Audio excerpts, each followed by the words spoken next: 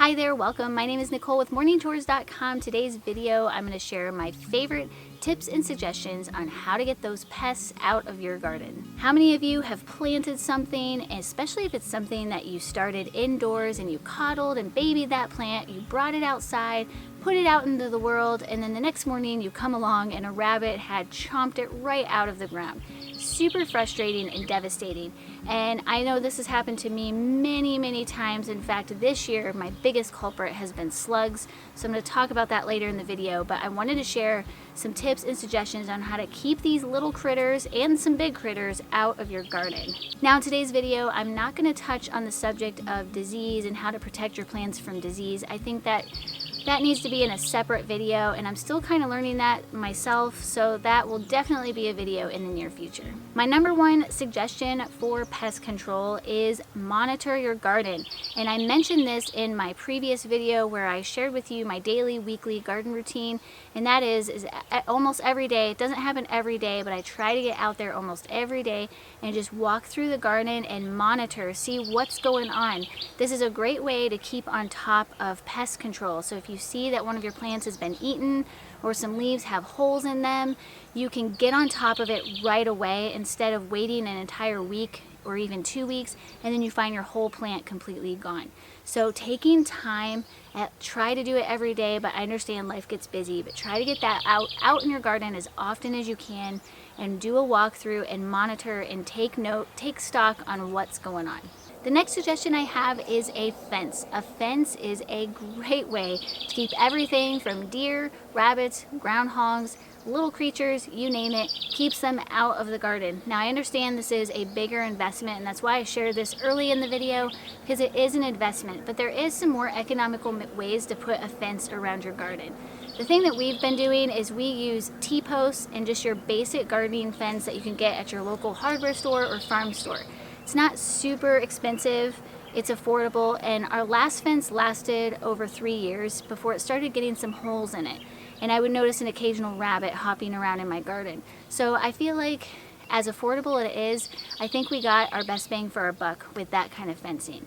Now you can go more permanent and put in something like a picket fence, and this is something that we're planning on doing in the near future, probably not this year, maybe next year. But once you've decided and established exactly where you want your garden, then you could put something more permanent where you've got actually wooden posts in the garden and you have a fixated fence. Now if you want to go a little bit more movable, you can get what's called a movable fence. We use this for our chickens and I love it because I can move the fence and move the chickens to new fresh grass while the old area regrows and the grass comes back. So you could also use this fence with your garden, especially if you're not exactly sure where you want to put your garden and you're testing different areas. You can buy this fencing, and that way if you don't like where your garden is, you can move the fence very easily and move your garden.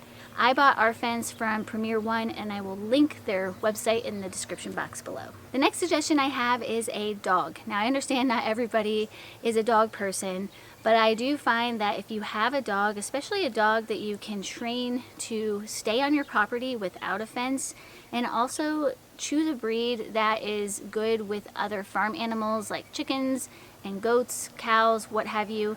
But having a dog is a great way to keep things out of your yard. Things like deer, groundhogs, rabbits, you name it, they'll keep it out. So this is a great way that you can keep the pests out of your garden. We currently don't have a dog. We used to, but unfortunately she could not be trained to stay in the yard. So if we do get another dog, that's my one contingency, is that it's got to be able to be trained to stay on the property without a fence. My next tip is using plants to deter pests out of your garden. There's lots of different kinds of flowers and plant species that things like rabbits and deer and groundhogs and skunks don't like. The most popular flower is the marigold. I planted some of these just recently around some of the perimeter of my big garden, and I put some around my garden beds as well.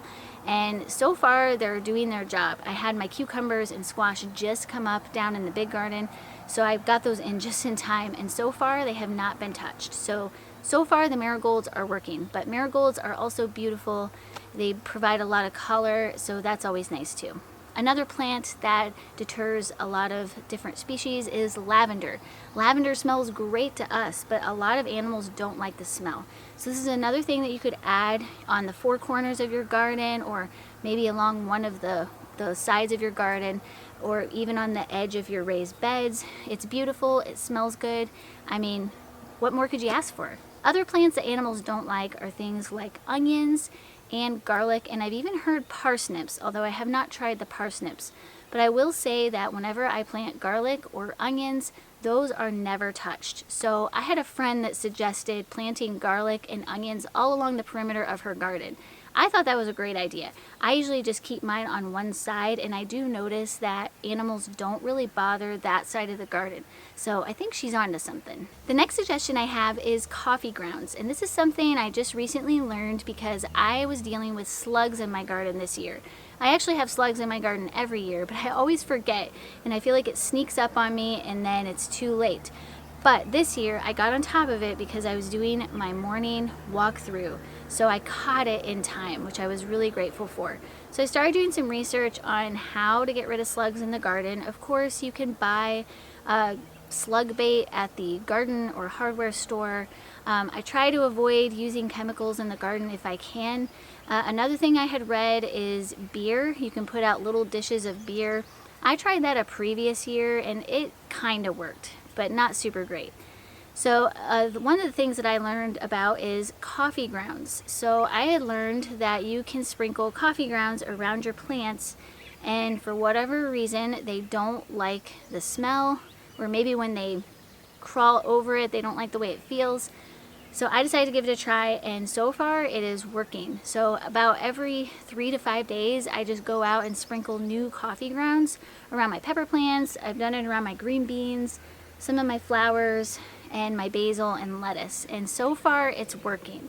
Another benefit to adding coffee grounds to your soil is that it adds extra nutrients and minerals, so you're kind of getting a 2-for-1 deal, which I think is pretty cool. The next tip I have is eggshells. Adding crushed eggshells to your soil around your plants is another way that I found to deter slugs. They don't like the feel of it, and when they crawl over the eggshells it causes damage to their body and they never make it to the plant. The added benefit to adding crushed eggshells to your garden is, again, you're adding calcium and other nutrients back into that soil. So over time, it's just going to make your soil all the better. And the last suggestion I have for you today is Irish Spring soap.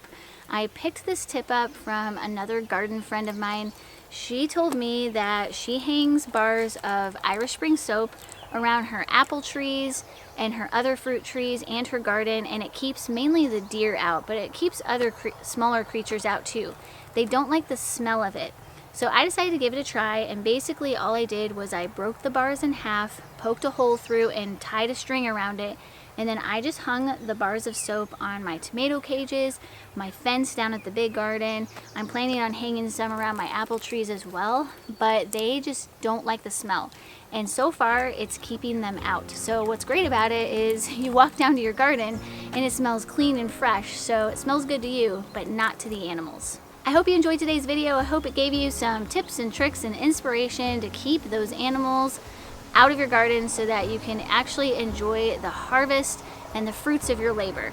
I would love for you guys to also take the time to head over to morningchores.com. You can also take a look at our YouTube channel. There's all kinds of videos on canning, gardening, candle making, cleaning with natural cleaners, and a whole lot more. So go take the time and check that out. We really, really appreciate your support. Hope you guys have a great week, and we'll see you on the next one.